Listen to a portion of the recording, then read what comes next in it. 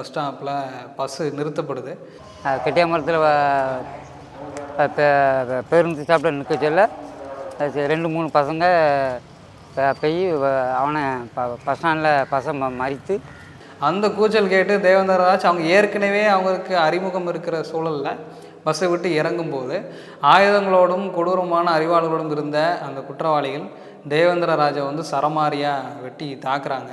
உங்கள் மகனை வெட்டி போட்டாங்கன்னு ஒரு பையன் வந்து சொன்ன உடனே எனது வண்டி ஸ்கூட்டரில் போய் நானும் ஒரு 4 நபரும் சேர்ந்து வண்டியில் 2 வண்டியில் போய் ஆஸ்பத்திரியில் சிறுவைகுண்டம் ஜிஹெச்சில் கொண்டு சேர்த்து முதலுதவி பண்ண அதுக்கப்புறம் சம்பவம் நடந்த அன்றைக்கி என்னென்னா, நான் காலையில் என் பையனை ஸ்கூலில் விட்டுட்டு காரில் வந்துக்கிட்டு இருந்தேன். சொந்த காரில் ஊருக்கு வந்துக்கிட்டு இருந்தேன். வந்துக்கிட்டு இருக்கும்போது ஏத்தாப்பில் என் தம்பி பைக்கில் ஆப்போசிட்டாக வந்துக்கிட்டு இருந்தான். ஆனால் இந்த மாதிரி தங்கச்சி பையனை ஒரு இடத்துல வெட்டிட்டாங்க, அர்ஜென்ட்டாக போகணுன்னு சொன்னான்.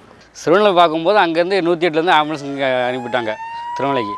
இவங்க ஆம்புலன்ஸ் ஏற்றும் போது அந்த விரல்களில் ஒரு பையன்கிட்ட கொடுத்து வச்சுருக்காங்க. அந்த பையன் என்ன பண்ணிட்டான், ஒரு கவரில் போட்டு ஜிஹெச் வாசல் நிற்கிறான்.